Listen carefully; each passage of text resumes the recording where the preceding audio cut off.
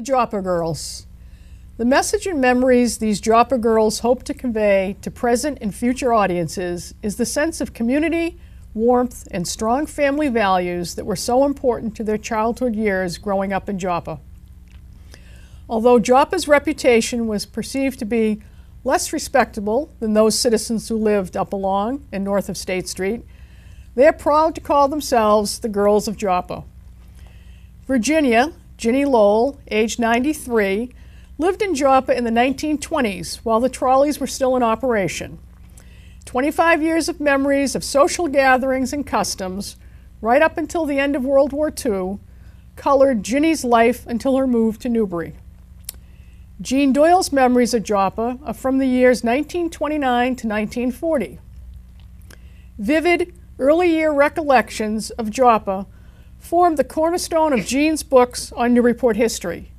The first 10 years of her life, in many ways, shaped Jean's lifelong love of Newburyport and its history.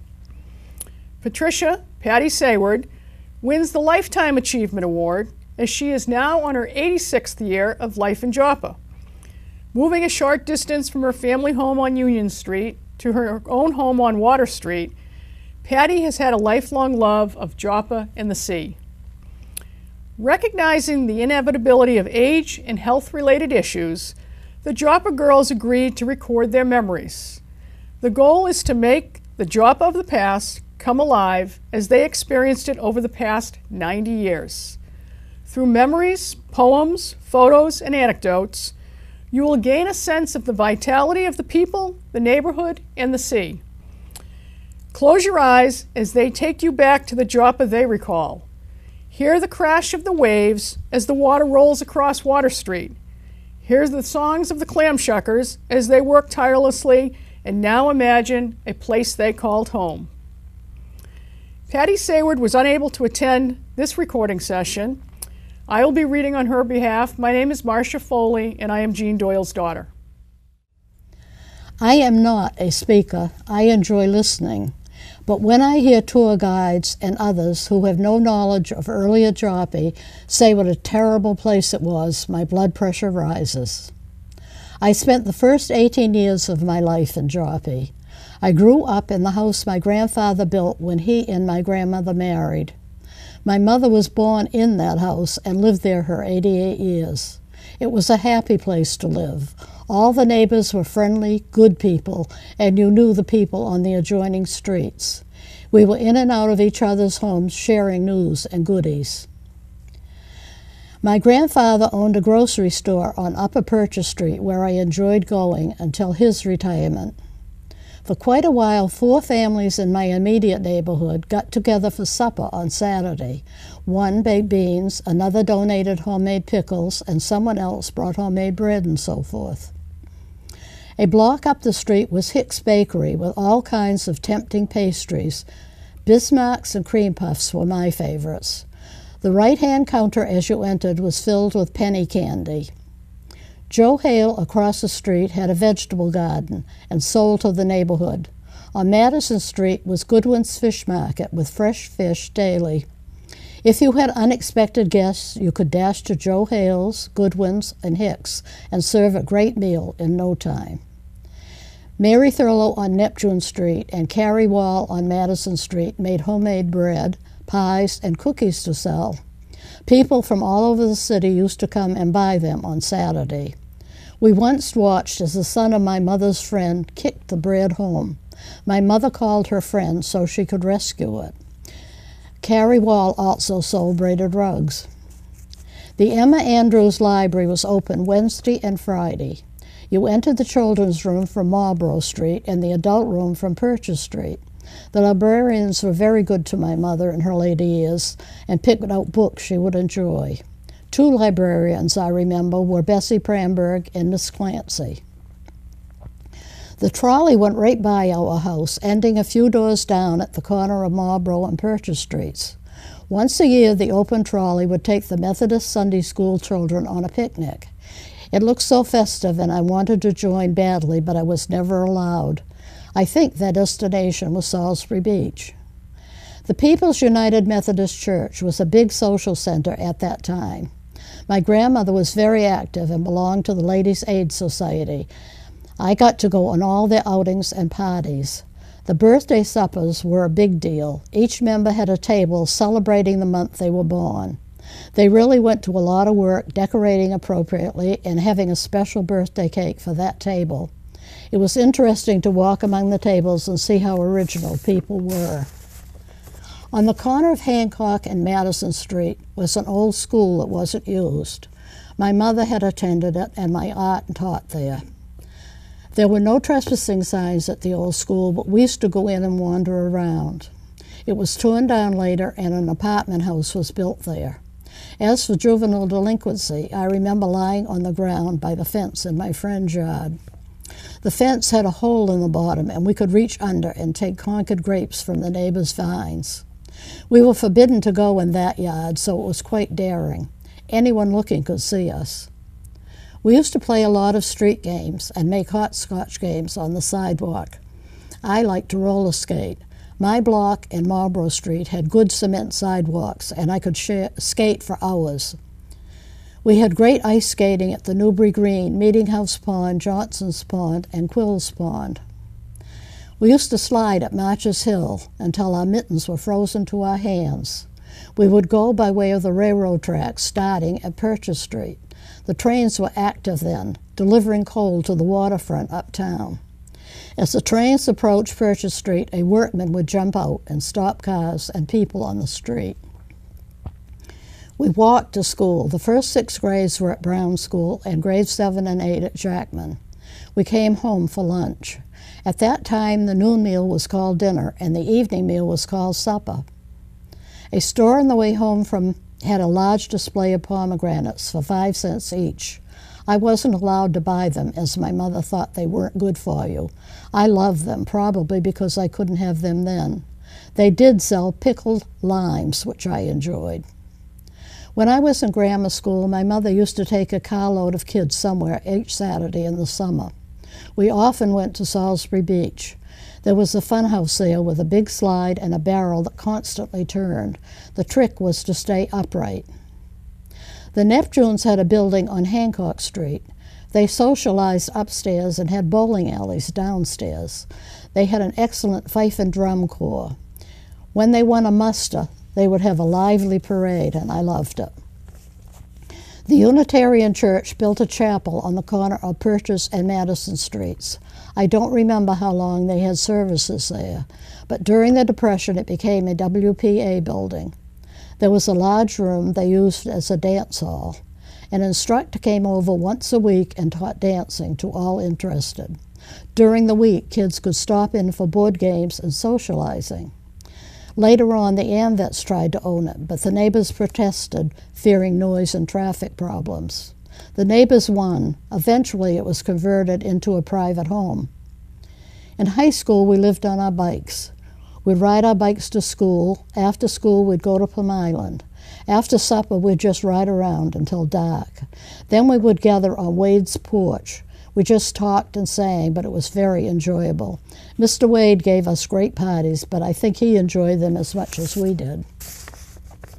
On Hancock Street, after crossing the bridge, on the left was a blacksmith shop. His door was usually open, so one could stand outside and watch him. We had ice chests, not refrigerators. Mr. Quill, the iceman, used to go house to house with his horse-drawn ice wagon and sell us the ice. I think we had signs with different prices that we put in the window to tell him what we wanted. The kids ran to the back of the open wagon and took the ice slivers that were made and ate them. I imagine they were pretty germy.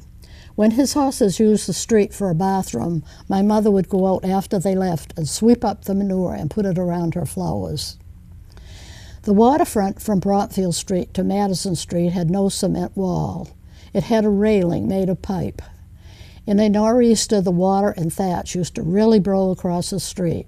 It was fun to drive by in a car with water and thatch landing on the roof and see and feel the waves blowing across Water Street. The comb factory on the corner of Barton and Chestnut Street was open then. I think you could look in the lower windows like you could at the Daily News on N Street. I don't remember when it was torn down, but I remember going to look at the first house built on the property. Next to the corner on Madison and Purchase Street was an old engine house. When the alarm rang, they would bring out horses and hitch up. My mother was always afraid I'd get too near. There were also horses at the back of Hicks Bakery that she thought were pretty wild. After the trolley stopped, we had buses that stopped on many corners. When my husband was in the service, I moved to the house 2 over from where I grew up, and during the war years, these buses were very helpful. At that time, we also had victory gardens in our backyards.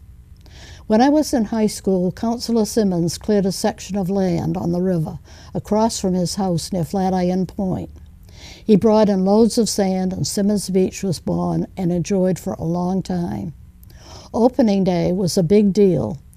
There was a bandstand erected and many activities were planned. All the big wheels were there.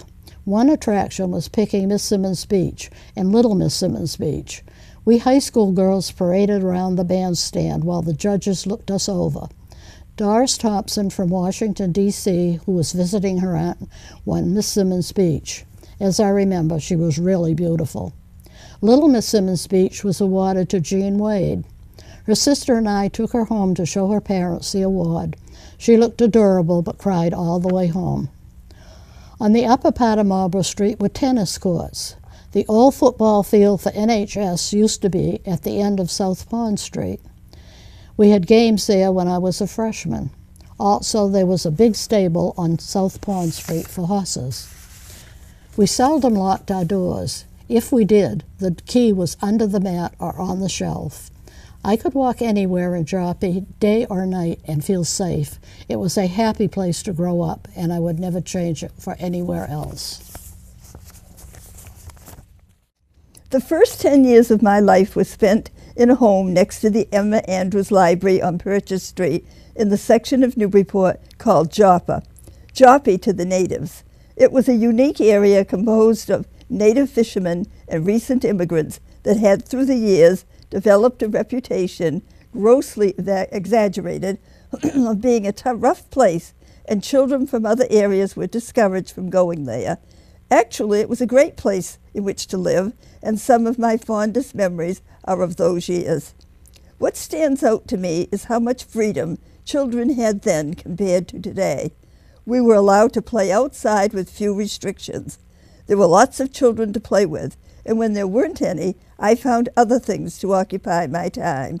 For instance, I liked to go down to the bottom of Madison Street, cross the street over to the river, and play by myself in the boats that were at that time lying in the landing.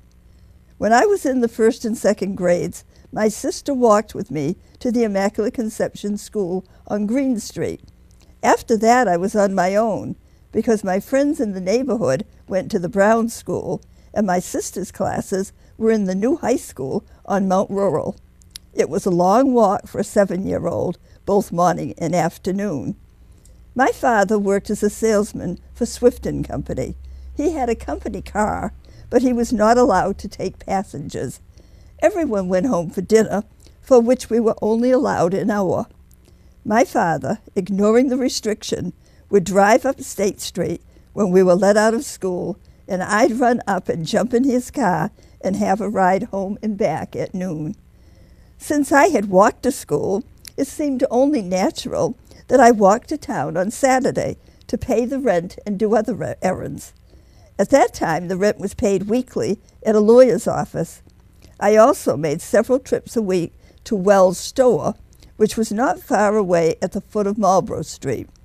I carried a little black book in which the owner listed what I had bought and the price. On Saturday, my father would go down and pay the bill. Although very active in her house, her gardens, and with her many siblings, my mother was shy about going out in public. Most of my friends in the neighborhood were a year ahead of me in school, so I was alone the year they entered the 1st grade. Being rather a curious child, I decided to investigate the large barn that belonged to the big white house around the corner on Hancock and Marlborough Streets. I wanted some company, so I enlisted the aid of 2 4-year-old boys. I forget their first names, but their last names were Bean and Estabrook. I was 5 years old at the time and would be entering the first grade in September. When we opened the door of the barn, we saw a bunch of boxes just waiting to be emptied.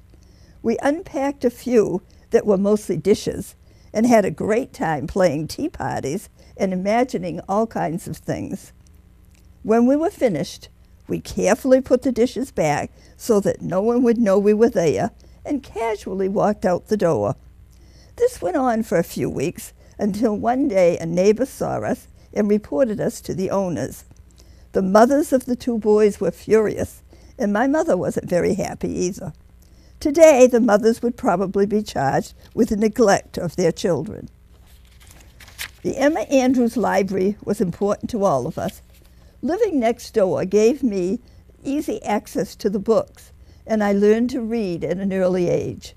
What I remember the most, however, is the time I spent upstairs where Mr. and Mrs. Burt Latterby lived along with a friend, Addie Coombs.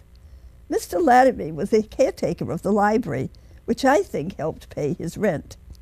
They had no children, and I was only 3 years old when they first welcomed me. I recall the Model T Ford he kept in the yard, puzzles for me to make, and the formal room reserved for a visit from the minister.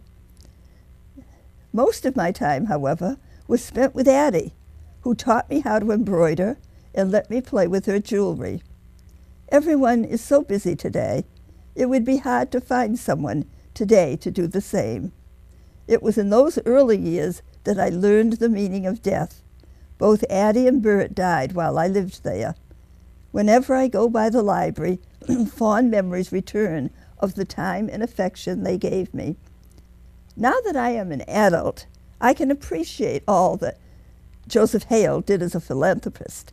As a child, however, I thought he was a mean old man who didn't want us playing in his property that bordered on my backyard.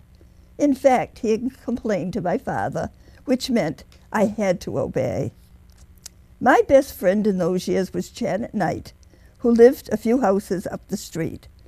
One winter day we heard that a big storm was coming, and we couldn't resist the temptation to play in the snow.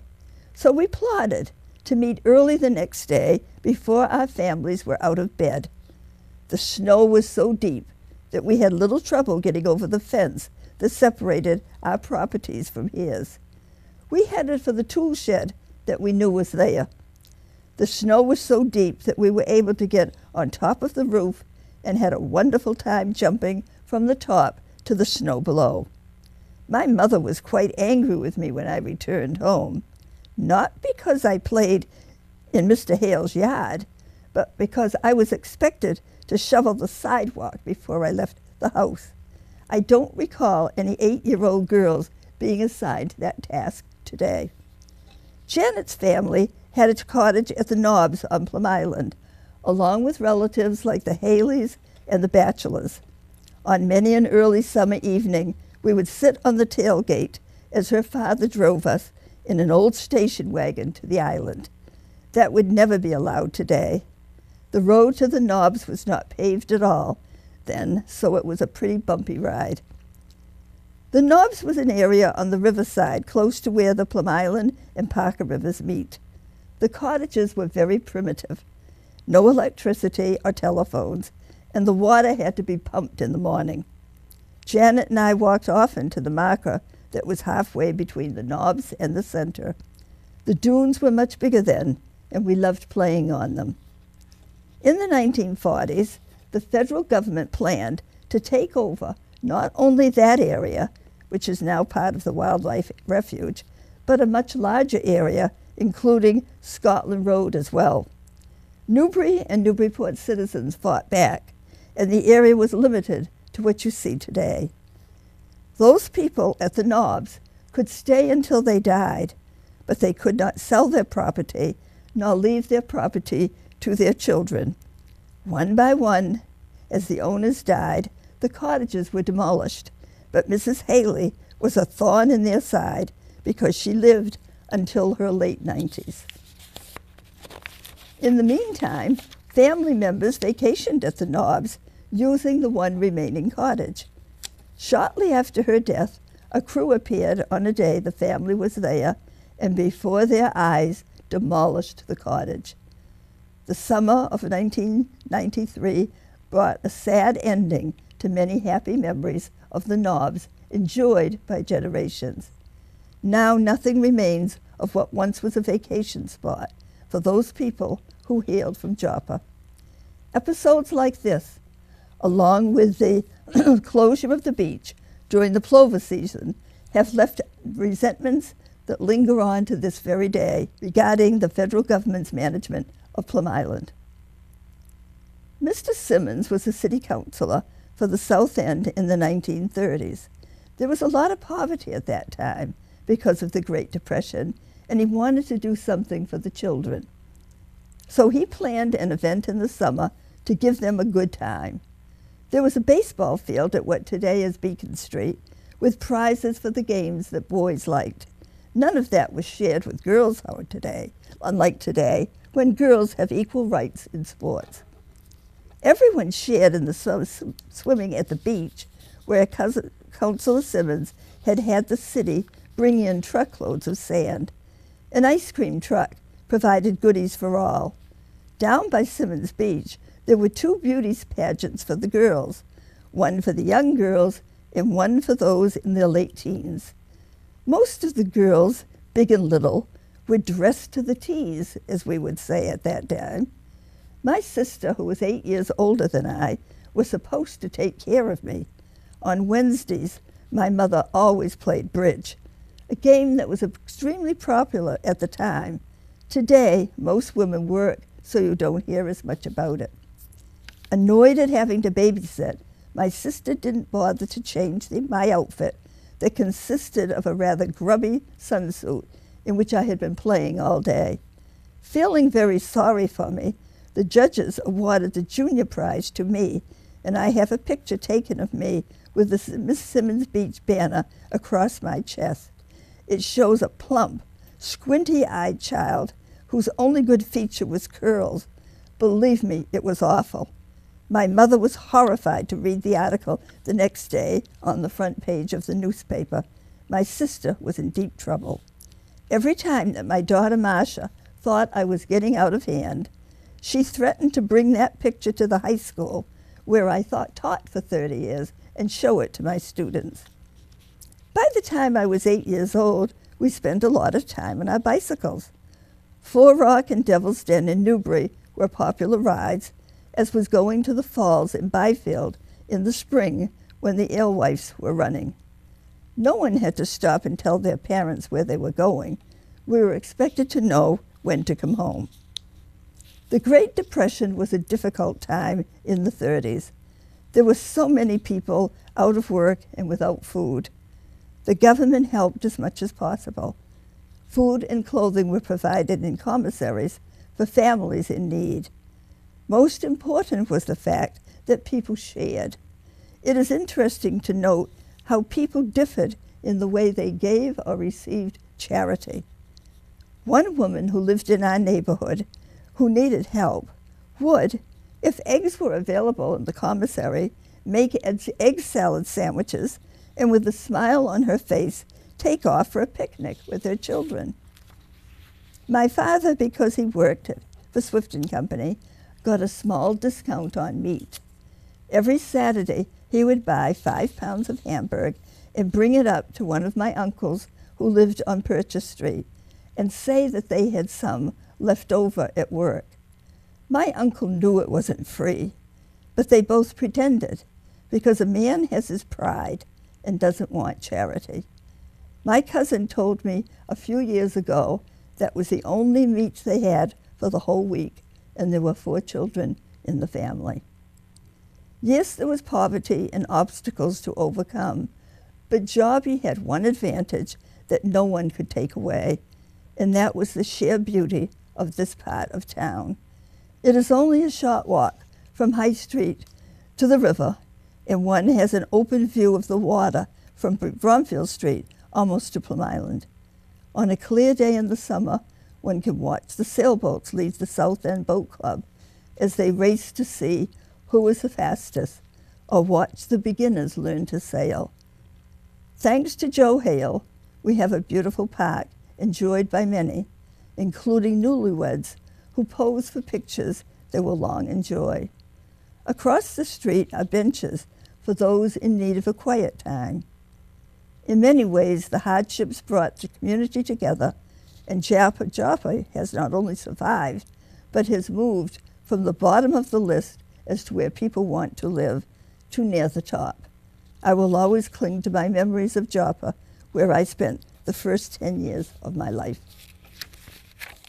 My name's Marcia Foley, and I'm going to read on behalf of Pat McBurney-Sayward. What a pleasure to live in Joppa with the river at my door, to watch the brilliant sunrise along the Joppa shore. The birds you see winging on their way, the scenery how it changes every single day. Sometimes the river looks like the ocean, with white-capped waves abound, lapping against the seawall and on the shore. Who could ask for more? I was born in Joppa at the beginning of the Depression. During that time, many people ran out of food, and everyone would share with them. No one back then locked their doors. If anyone came at supper time, another plate would go on the table. On Mondays, it was wash day. Everyone's clotheslines would be full of sparkling white sheets and clothes. My mama had 9 kids, and I know she worked from dusk to dawn. We grew a huge garden, and the boys in the neighborhood would fish, clam, and hunt for geese, ducks, and pheasants. Some of them would not have had food if they didn't hunt or fish. You just can't imagine the sunrises and sunsets on the Joppa shore, and the full moon coming up over the water was spectacular. The gunning floats were powered by the man in the float. They would scull with oars through a hole in the back of the boat. In the winter, they were painted white, and at other times covered with eelgrass, hence the name sneak floats. But it was never a game. All the birds were used as food for people. Annually, there would be a horrible parade day. People would dress like we do today for Halloween. The house in this picture, taken around 1910, was our family home, owned by my grandfather. My daddy is the boy on the high stroller. He had infantile paralysis and did not walk until he was 6 years old. During the Depression, I remember my grandfather had a knock on the door. A complete stranger was there, and he said someone told him to go see my grandfather, who we called Pa. The man had a wife and kids and needed money for food. Pa gave him $500 with a handshake, and a couple of years later, the man paid it back. Pa had a good job with United Shoe, and I'm sure he helped us through hard times as well. He owned the Victorian house on Union Street where we all lived. My daddy was only making $13 a week working at the WPA sewage project. He was also an electrician and fixed all the sewing machines. Storms down here in Joppa were wild. When Hurricane Bob hit, my husband's boat was dislodged and smashed against the rocks. It was only a 16-foot boat and motor, but he would take the kids out to fish, and in good weather they would learn to swim off of Woodbridge Island, just a little further down from my house. There was no discrimination back in Joppa in those days. The houses, outside, needed a lot of work, but everyone I knew was clean and neat. The kids, black, white, Protestant, Catholic, Jewish, or whatever, played together and respected the little differences the way we were taught. People's Methodist Church was very active back then. We had over 200 kids in the Sunday school. There were bean suppers once a month. Mabel and Effie Foley were 2 great ladies. Both sang like angels in the choir and minstrel shows, and both had large families and worked tirelessly on behalf of People's Church. My mama lost 2 children back then. My sister died of pneumonia at 3 years of age. Back in those days, they did not have antibiotics, and the closest pediatrician was in Boston. My little brother Everett died at age 8, the day before his 8th birthday. He had sneaked a paring knife out of the kitchen drawer and went to Perkins' playground to make bows and arrows with all the other boys. He fell on the paring knife, and it went right through his heart. What a loss. Everyone came to the house, even the gypsies, with condolences. Back then, the funerals were held in your home if you couldn't afford a funeral home. And Everett used to sing and dance. Every Monday, which was trash day, he would go out when the trash men came and sing to them. Things were almost always happy in all of our houses. Of course, there was never enough money, so we would all work for whatever was offered. Mowing lawns, shoveling snow, doing chores for other people, picking strawberries, blueberries, beans, corn, and potatoes at the farm. Many of the Joppa women would shuck clams to supplement their husband's paycheck. Wages were slim back then. We all had a bread man and a milkman in those days. On Friday, my mama would get 25 loaves of bread for the weekend, and our raw milk came in 8-gallon cans from Noyes' ice cream stand. On Sundays, we would invite friends to supper, but it would be grilled cheese or flapjacks or fried dough, and we loved it. After supper, we would go into my grandmother's side of the house. She would play the piano and would sing all the old songs. We had such fun. During the war, Jack Kelleher, then mayor, would have a variety show at City Hall. A lot of Joppa kids would perform in them. All the proceeds were sent to our boys in the service, and my sister and I were in all of the shows. People's Methodist Church had whist parties once a month. They were mostly at my mama's house because she couldn't go out at night with 9 kids. It was a big money maker for the church. It was 50 cents to play. At the whist parties, one night, my brother Malcolm snuck down the stairs, crawled under the table, and bit Edna Sutherland on the leg, but she wasn't hurt. We all thought it was funny. All the ladies would take 2 days to prepare the annual birthday supper. Every table was decorated for the month it represented, with flowers, candles, special cakes, ice cream, and a full turkey dinner. Every ticket was sold. Our annual minstrel show was also a great hit with singers, endmen, dancers, and comedians. The women all made fudge at intermission that they would sell for 10 cents a bag. Ernie Nutting had the most beautiful baritone voice. He was killed during World War II. When my sister and I were 6 and 7, we sang in all the minstrel shows. I can remember sitting on Ernie's knee singing Mammy. He was dressed as a mammy. Ernie Nutting was also a descendant of Wallace Nutting, the famous painter. Charlotte Gould was a teacher at the Brown School. On Beggar's Night, which today is known as Trick or Treat, we would climb her back steps on Marlborough Street, sign our names, and be giving a shiny new penny. We thought that was great. She ran a gift shop on Marlborough Street after she retired, and it was called Silver Pennies. Dot and Lloyd Douglas had a little popcorn wagon. They supplied all the popcorn at the Newburyport High School games, and on Beggar's Night, every kid got a free bag of popcorn. People's Church had the most famous and oldest weather vane in the country. The church sold it to a museum years ago, but Gene Palumbo made a replica. It was just beautiful. We are now in the process of getting the weather vane repaired. Our truant officer, Everett Hilton, rode his bicycle all over town to check on truants. He was always an end man in the minstrel shows, and his favorite song was "Oh, You Beautiful Doll."